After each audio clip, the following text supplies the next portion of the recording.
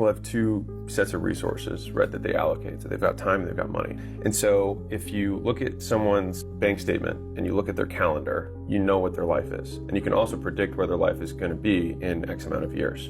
And so if someone wants to change what their life is going to look like, you have to reallocate where you're investing the resources that you have. And so from a time perspective, people who are poor, in my opinion, spend a lot of time not doing stuff. And that sounds terrible to say, but like at the base level, they're distracted. They're not doing the right stuff. Right. Well, I would even say not doing anything. Just distracting them. Right. Playing video games. Netflix, et cetera, all that stuff, right? So there's like the base is like they don't do anything. They're purely distracting themselves from their current state, which is hard because it's hard to confront reality. If you're like not happy, it's easier to just distract yourself. Now, the level above that is you've got people who are operating, they are working every day, but they're operating in low leverage opportunities. They're doing things that do not give them a lot of return on their time, right? And so it's like I could work, it doesn't matter how many hours I work at McDonald's, like it's very, very difficult to become wealthy there, right? It's just near impossible. Versus like you could buy a building for $10 million and then sell it to somebody else for $11 million, just get the contract and make $1 million on the exchange.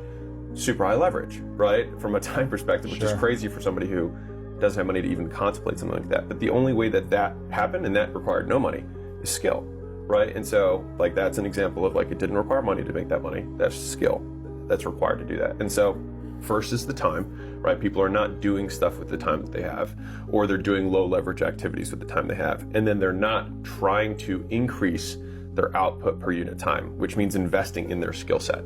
So like one of the easiest ways to gain leverage on your time, and when I say leverage, just for everybody, like leverage is the difference between inputs and outputs in a system. So, Archimedes said, if you give me a lever long enough, I can move the world. And so to the same degree, if you have enough skills, you can do anything, right? And so skills give you leverage on your time.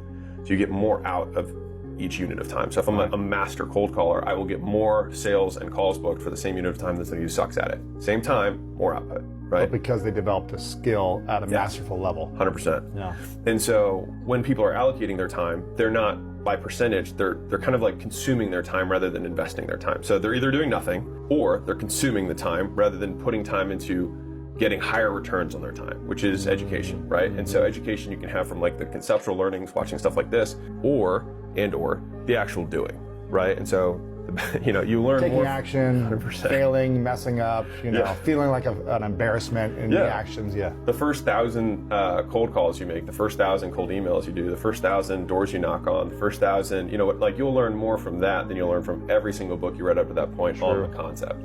You'll learn, right? And so people don't allocate nearly enough time to that in the beginning.